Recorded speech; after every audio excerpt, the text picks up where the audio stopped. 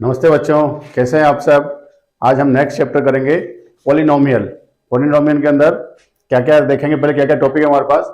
तो पॉलिनोमियल में हम मेन तो पॉलिनोमियल को समझेंगे और पॉलिनोमियल के बाद जीरोज ऑफ पॉलिनोमियल, पॉलिनोमियल के जीरोज कैसे फाइंड करते हैं और पॉलिनोमियल के जीरोज एंड कोफिशिएंट के बीच में आपस में क्या रिलेशन है। मेन तो 3 टॉपिक है आपके पास, इन तीनों को हम समझेंगे। सबसे पहले पॉलिनोमियल को देखते हैं। पॉलिनोमियल को हिंदी में बहुपद कहते हैं इनको। कोई भी हमारी एल्जेब्रिक एक्सप्रेशन है जिसमें वेरिएबल और कांस्टेंट है, जैसे कोई भी एक एल्जेब्रिक एक्सप्रेशन लेते हैं 3x² प्लस 7x प्लस 7, इस तरह की एल्जेब्रिक एक्सप्रेशन है और उसमें वेरिएबल और कांस्टेंट आ रहा है, तो इसको हम पॉलिनोमियल बोलेंगे।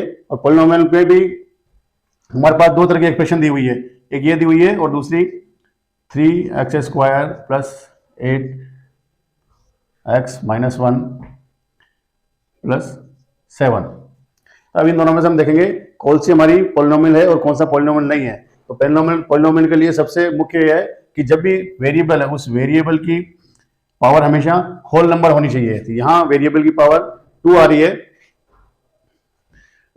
है, यहाँ वेरिएबल x है, इसकी पावर 1 है। तो ये हमारा जब भी होल नंबर आएगी एक्सप्रेशन की पावर, तो हमको इसको पॉलिनोमियल कहेंगे। तो यहाँ इसको चेक करते हैं, इसकी x² हमारे पास 2 होल नंबर है, लेकिन जब हम ये x देखते हैं तो इसकी पावर -1 है जो कि होल नंबर नहीं है, तो ये हमारा पॉलिनोमियल नहीं कहलाएगा। मैंने इसमें यही देखना है कि जब भी कोई एक्सप्रेशन दी हुई है, जैसे कोई एक्सप्रेशन दे रखी है हमको √3x प्लस 7, तो यहाँ पर हमारे पास इस x की पावर 1 आ रही है, तो ये भी पॉलिनोमियल कहलाएगा। लेकिन जब हम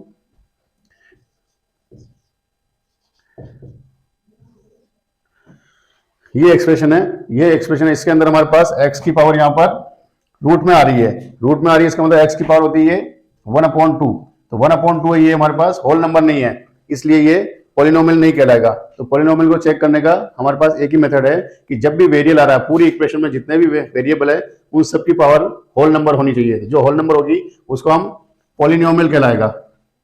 तो मैं समझता हूँ बच्चों पॉलिनोमियल के बारे में आप अच्छे से समझ गए होंगे कि पॉलिनोमियल किसको कहेंगे और किसको पॉलिनोमियल नहीं कहेंगे। तो इस तरह आप एग्जाम में इसको सही तरीके से कर सकते हैं।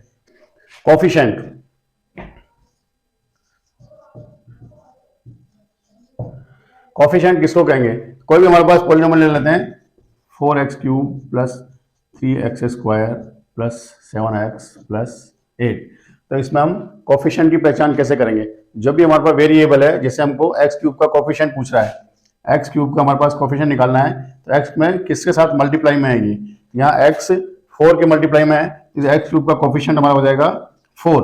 इसी तरह x² का कोफिशिएंट पूछेंगे, x² कोफिशिएंट यहाँ पर है 3 मल्टीप्लाई में है, 3 इसका कोफिशिएंट हो जाएगा, और यहाँ x का कोफिशिएंट होगा 7 मल्टीप्लाई में है, 7 है, और यहाँ हमारे पास कांस्टेंट नंबर 8 है, तो इस 8 का कोफिशिएंट,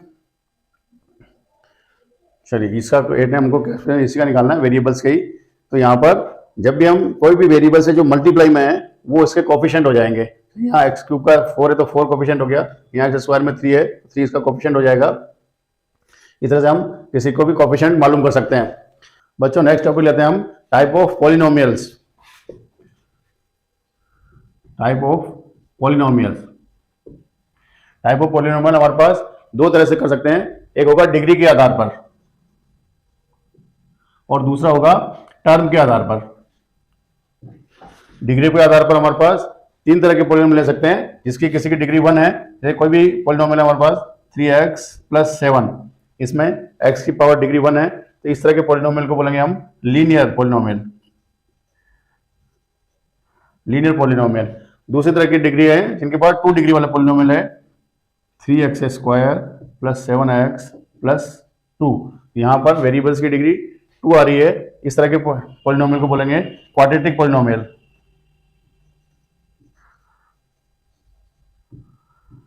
पॉलिनोमियल। और जिन पॉलिनोमियल्स की डिग्री 3 होगी, 3x³ plus 7x² plus 7x plus 2, यहाँ पर इनकी डिग्री 3 है, इनको बोलेंगे क्यूबिक पॉलिनोमियल। अब यहाँ पर इस लीनियर पॉलिनोमियल है, इसका जनरल फॉर्मूला होगा ax plus b। Quadratic polynomial का जनरल फॉर्मूला होगा a x square plus b x plus c, और क्यूबिक पॉलिनोमियल का जनरल फॉर्मूला होगा a x cube plus b x square plus c x plus d. अब बच्चों यहाँ पर हमारे पास कभी भी ए जीरो नहीं होना चाहिए, a is not equal to zero, is not equal to zero, क्योंकि अगर ए जीरो होगा, ए जीरो होने की वजह से हमारा ये एक्स जो वेरिएबल में है वो पूरा जीरो हो जाएगा, इसकी वजह से ये लीनियर पॉलिनोमियल नहीं होगा। या इसी तरह से जब इस एक्स की पावर 2 का जो ए कोफिशिएंट है वो अगर जीरो हो जाता है तो जीरो होने पर ये पूरी वैल्यू इसकी जीरो आ जाएगी और ये 2 डिग्री का पॉलिनोमियल नहीं होगा, इसलिए कभी भी ए हमारा तीनों में जीरो नहीं होगा। इस तरह टर्म के आधार पर जब हम पॉलिनोमियल को देखेंगे तो टर्म के आधार पर देखने पर एक टर्म का पॉलिनोमियल होगा कोई भी, जैसे हमारे पास कोई भी 3x स्क्वायर एक है तो ये वन टर्म है ओनली, इस वन टर्म के पॉलिनोमियल को मोनोमियल, और अगर दो टर्म का पॉलिनोमियल है 4x स्क्वायर प्लस 7, यहां पर ये दो टर्म है आपस में, इन दो टर्म के पॉलिनोमियल को बोलेंगे बाइनोमियल,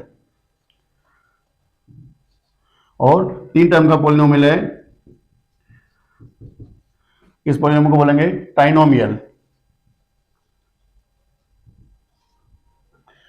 तो मुख्यतः हमारे जो इस चैप्टर में है वो डिग्री के आधार पर पॉलिनोमियल है उनको समझेंगे, और इसमें भी केवल 2 डिग्री वाले पॉलिनोमियल जो कि क्वाड्रेटिक पॉलिनोमियल है उसके बारे में आगे समझेंगे। नेक्स्ट टॉपिक है zeros of polynomial.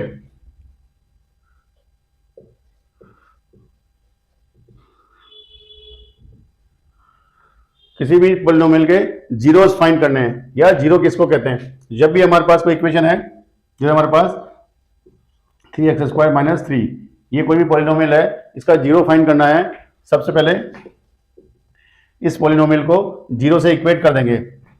3x square minus 3 is equal to zero, इसको सॉल्व करेंगे, इज इक्वल टू 3, या x square is equal to 3/3, then x square is equal to 1, और जब इसका एक्स की वैल्यू निकालेंगे तो आएगा प्लस माइनस 1, तो ये प्लस और माइनस 1 आया, वो इस पॉलिनोमियल का जीरो कहलाएंगे। यहाँ x की पावर 2 है इसलिए यहाँ पर दो पॉलिनोमियल आए, तो कभी भी जब भी पॉलिनोमियल हो उसको हम जीरो से इक्वेट करेंगे, और जीरो से इक्वेट करने पर उसके जीरोज फाइंड किए जा सकते हैं। बच्चों नेक्स्ट टॉपिक है हमारे पास जीरोज एंड कोफिशिएंट रिलेशनशिप।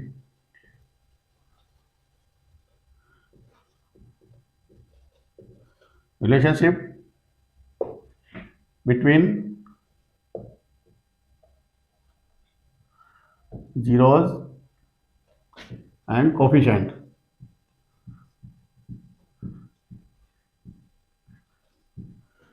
इसके लिए हम पॉलिनोमियल का जनरल फॉर्मूला लेंगे, a x square plus b x plus c. ये हमारे पास कोई भी जनरल पॉलिनोमियल है, इस जनरल पॉलिनोमियल में एक्स स्क्वायर का कोफिशिएंट हमारे पास ए है, एक्स का कोफिशिएंट हमारे पास बी है, और कांस्टेंट हमारे पास सी है। ये इनके कोफिशिएंट हो गए, और जीरोज माना कि कोई भी क्वाड्रेटिक इक्वेशन है तो इसके दो जीरोज कहलाएंगे, एक जीरोज मान लेते हैं अल्फा है और दूसरे जीरो बीटा है। तो इसके लिए हम सम ऑफ जीरोज करेंगे, यहाँ alpha plus beta is equal to coefficient में माइनस बी अपॉन ए, ये दोनों इक्वल होना चाहिए, और इसी तरह प्रोडक्ट ऑफ जीरोज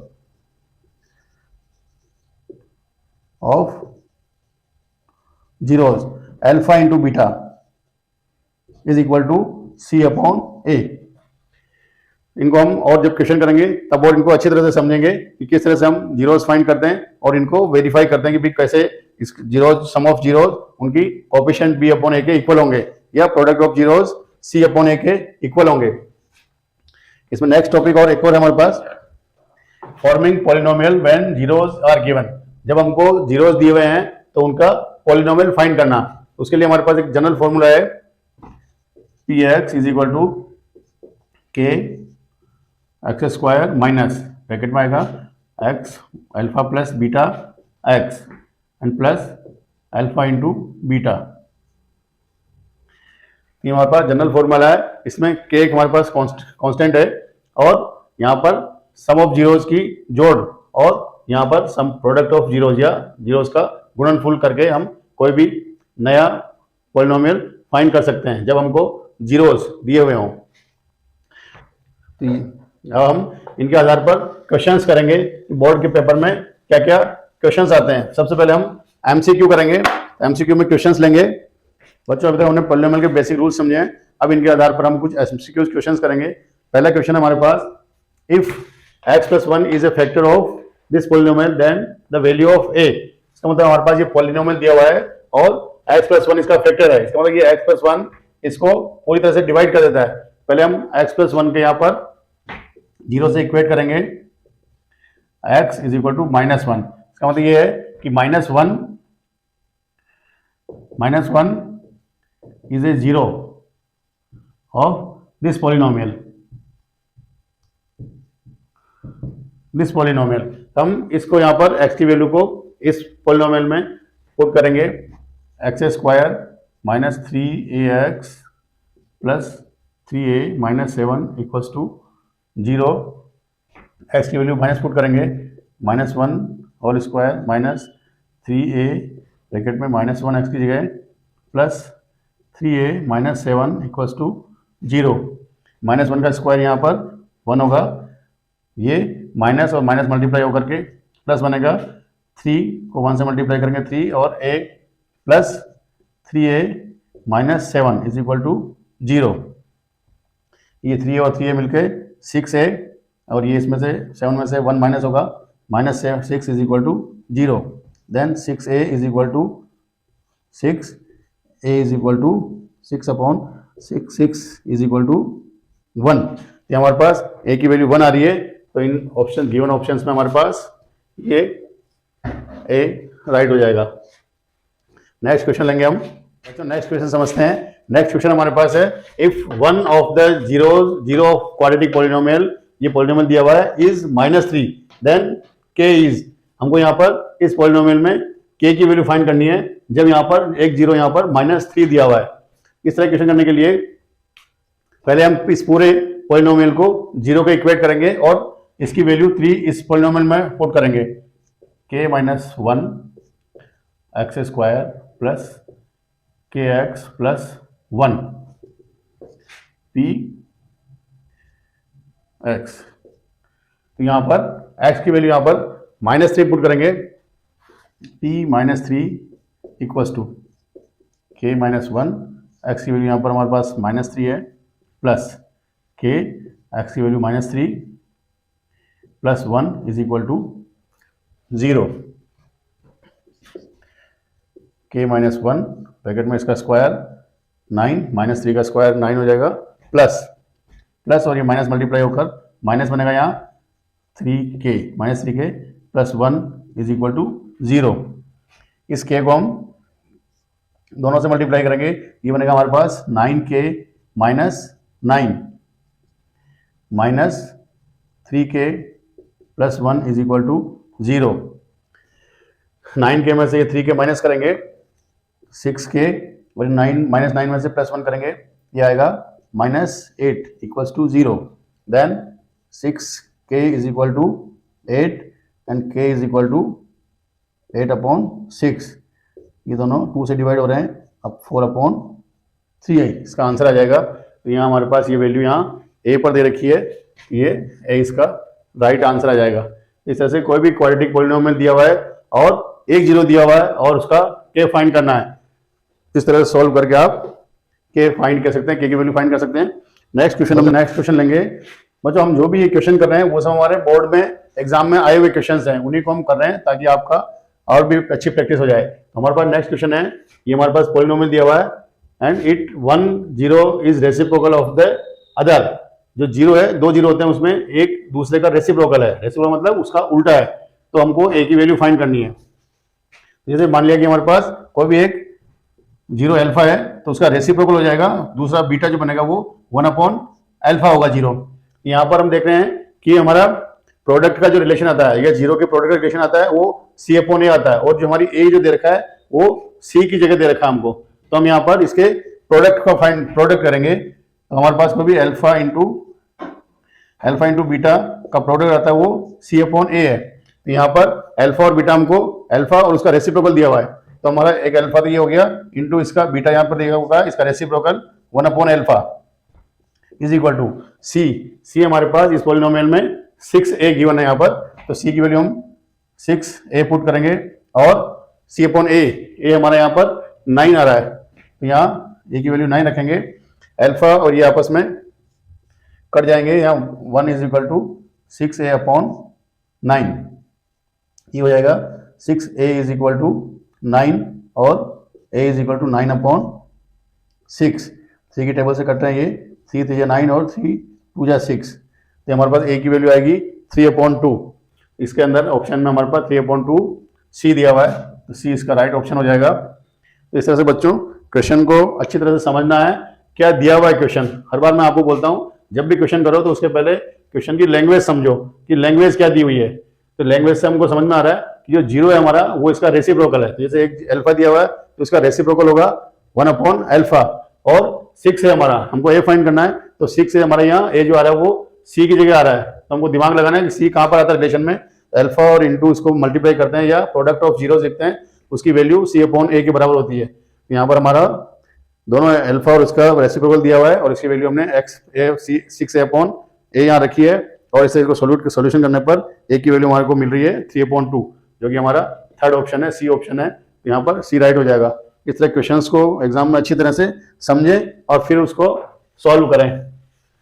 बच्चों नेक्स्ट क्वेश्चन हमारे पास है, ग्राफ से संबंधित है, graph of a quadratic polynomial. तो क्वाड्रेटिक पॉलिनोमियल का ग्राफ किस तरह का बनता है, इस तरह के क्वेश्चन को मैं थोड़ा बेसिक आपको समझा देता हूं। जब भी हमारे पास लीनियर पॉलिनोमियल होगा तो लीनियर पॉलिनोमियल का ग्राफ हमेशा स्ट्रेट लाइन बनता है, कभी भी चाहे तो ये स्ट्रेट लाइन होगा या इस तरह से स्ट्रेट होगा, किसी भी हमेशा स्ट्रेट लाइन की फॉर्म में होगा। जब भी लीनियर पॉलिनोमियल है उसका ग्राफ बनाएंगे तो यहां पर हमारा ये स्ट्रेट लाइन आएगा, स्ट्रेट लाइन आता है ना। और जब हम क्वाड्रेटिक पॉलिनोमियल या क्वाड्रेटिक का कोई भी हम ग्राफ बनाते हैं तो हमारे पास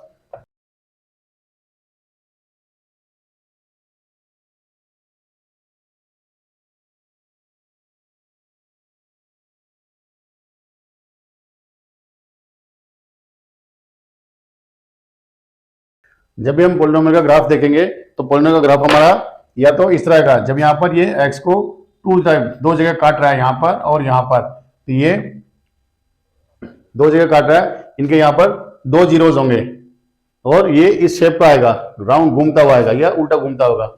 जब हमारे पास कोई पॉलिनोमियल होगा और उसके दो इक्वल जीरोज होंगे तो ये दोनों इक्वल जीरो यहाँ पर x को यहाँ पर काटेंगे, ये भी यहाँ ये घूमता हुआ आएगा और यहाँ दो इक्वल जीरो कहलाएंगे, यहाँ दो इक्वल जीरो है और यहाँ जो ग्राफ आ रहा है ये टर्न करता हुआ आएगा और ये इसमें कोई भी जीरो रियल जीरो नहीं होंगे इसके। तो ये सभी क्वाड्रेटिक पॉलिनोमियल है, उनके सारे ये ग्राफ हैं, इसमें हमारे पास दो अलग अलग रियल जीरोज होंगे और अनइक्वल होंगे, अलग अलग होंगे।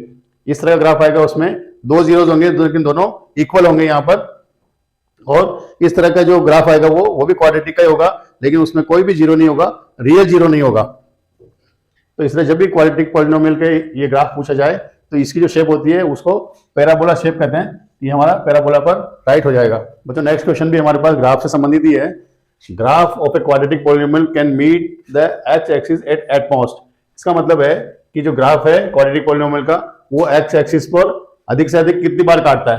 तो जब भी हमारे पास क्वाड्रेटिक पॉलिनोमियल है उसके अधिक से अधिक हमारे पास टू जीरोज होते हैं, तो ये एक्स एक्सिस पर 2 पॉइंट्स पर काटेगा। तो हमेशा जब भी इस तरह कोई क्वेश्चन आएगा कि क्वाड्रेटिक इक्वेशन का ग्राफ में कितने जीरो 2 जीरो होते हैं और अधिक से अधिक वो एक्स को दो जगहों पर काटेगा, तो इसका आंसर हमारे पास 2 पॉइंट्स हो जाएगा। बच्चों नेक्स्ट क्वेश्चन लेते हैं। नेक्स्ट क्वेश्चन हमारे पास है, if both the zeros of quadratic polynomial, quadratic polynomial दिए हुए उसके equal and opposite in sign, इसका मतलब दो जीरोस हैं वो जीरोस इक्वल हैं और अपोजिट साइन के हैं। इस तरह का क्वेश्चन करने के लिए हम एक एग्जांपल लेते हैं, उसमें पूछा कि ये बी हमारा क्या आएगा, तो हम एग्जांपल लेते हैं। एग्जांपल है हमारे पास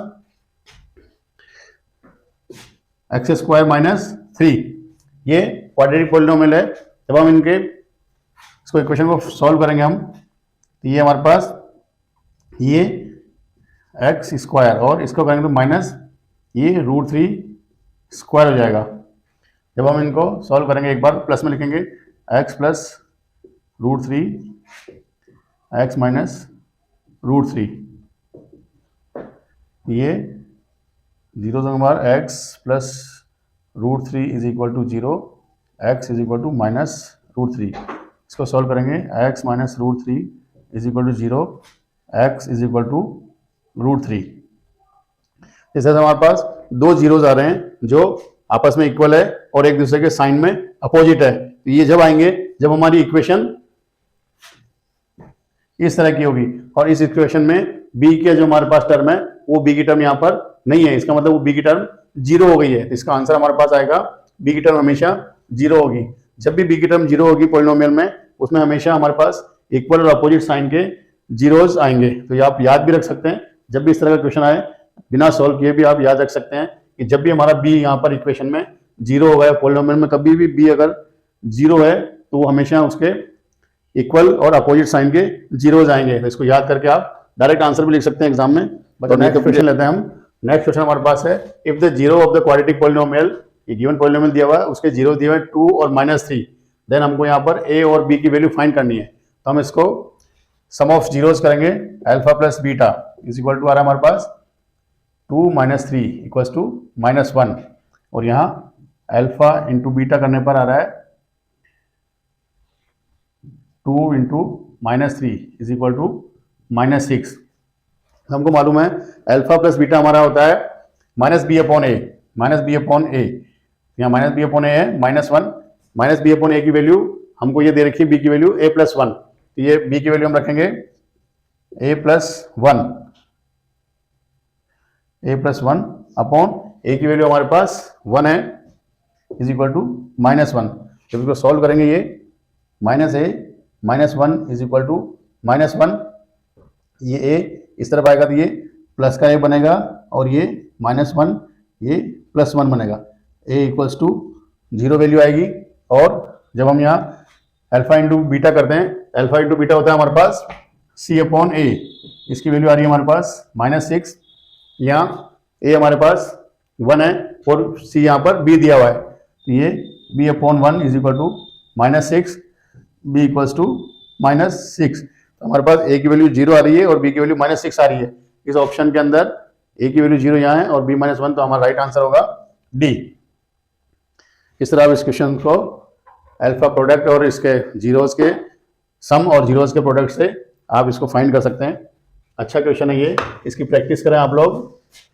बच्चों नेक्स्ट क्वेश्चन समझते हैं हम। नेक्स्ट क्वेश्चन हमारे पास है, the number of polynomial having zeros is -2 and 5।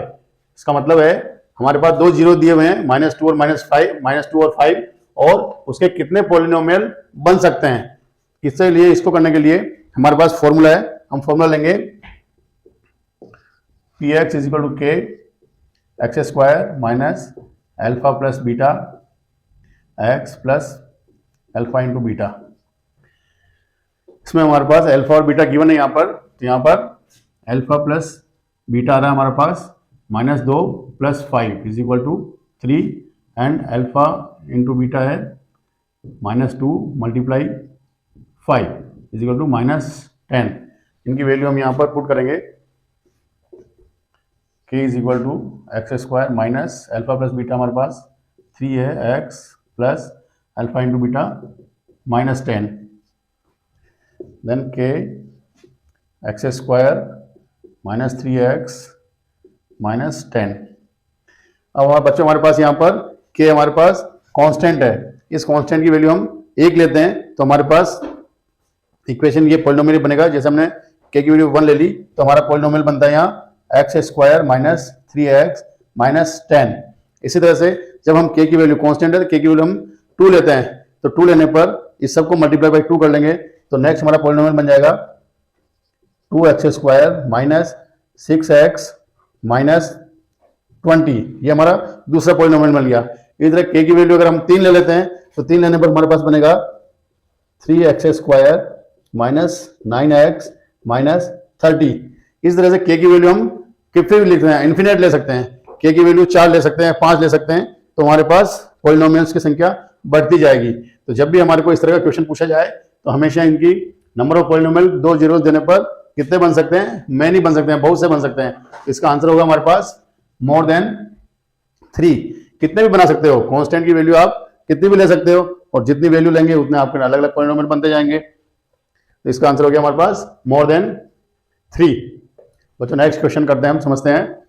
Question हमारे पास दिया हुआ है the zeros of the quadratic polynomial x² + 7x + 10 are. हमको ये जो पॉलिनोमियल दिया हुआ है उनके जो जीरोज हैं वो दोनों बोथ पॉजिटिव, क्या दोनों पॉजिटिव होंगे या दोनों नेगेटिव होंगे, या एक नेगेटिव एक पॉजिटिव होगा, या इनमें से कोई नहीं होगा। इसको करने के लिए पहले हम पॉलिनोमियल को सॉल्व करते हैं। x² + 7x + 10, इसको सॉल्व करने के लिए ये इसको फैक्टराइज करना पड़ेगा। फैक्टराइज करने का तरीका है, इसकी x² का जो हमारा कोएफिशिएंट 1 है और लार्ज c हमारा 10 है, तो हम यहाँ 1 और 10 को मल्टीप्लाई करके 10 के फैक्टर करेंगे। 10 के फैक्टर होते हैं 1 × 10 = 10, 2 and 5 = 10। तो हमको ऐसी दो वैल्यू लेनी है, या ऐसे दो वैल्यू लेनी है जिनकी सम करने पर 7 आता है और मल्टीप्लाई करने पर 10 आ रहा है। तो हमारे पास दो वैल्यू है 2 and 5, इनकी मल्टीप्लाई करने पर 10 आ रहा है और सम करने पर 7 आ रहा है, और यहाँ हमारे पास पॉजिटिव साइन है तो हम इन दोनों को पॉजिटिव लेंगे। ये इसका फैक्टर करेंगे x² + 5x + 2x + 10 = 0। Then x common आ जाएगा इन दोनों में, x + 5 इन दोनों में हमारे पास +2 कॉमन लेंगे, x + 5। देन दोनों में कॉमन आ रहा है x + 5, दूसरे यहाँ x + 2 = 0। यहाँ x + 5 = 0 और दूसरे में आएगा x + 2 = 0। Then x = -5 and x = -2। तो यहाँ पर हमको सॉल्व करने पर हमारे पास दोनों जीरो माइनस के आ रहे हैं, नेगेटिव आ रहे हैं। तो जब भी हमारे पास यहाँ b पॉजिटिव हो और c भी पॉजिटिव हो हमारे पास, तो दोनों हमारे पास जो जीरो आएंगे वो नेगेटिव होंगे। यहाँ आंसर होगा बहुत नेगेटिव। तो सॉल्व करके हमने समझाया इसको कि नेगेटिव आ रहा है, लेकिन हमारे पास ये मल्टीपल चॉइस क्वेश्चन हो तो उसमें डायरेक्ट याद भी रख सकते हैं आप। अगर यहाँ b की वैल्यू पॉजिटिव है और c की वैल्यू भी पॉजिटिव है, अगर दोनों जगह यहाँ पॉजिटिव साइन है तो इनका आंसर होगा बहुत नेगेटिव, जीरोज आर बहुत नेगेटिव। बच्चों मेरा ये समझाने का तरीका अगर आप लोगों को पसंद आया हो तो आप मेरे इस वीडियो को ज़्यादा से ज़्यादा लाइक, शेयर और सब्सक्राइब करें, ताकि और सब्सक्राइब करने के बाद बेल आइकन को भी दबाएं, इससे आपको मेरे अगले वीडियो आपको जल्दी मिल पाएंगे। Thank you.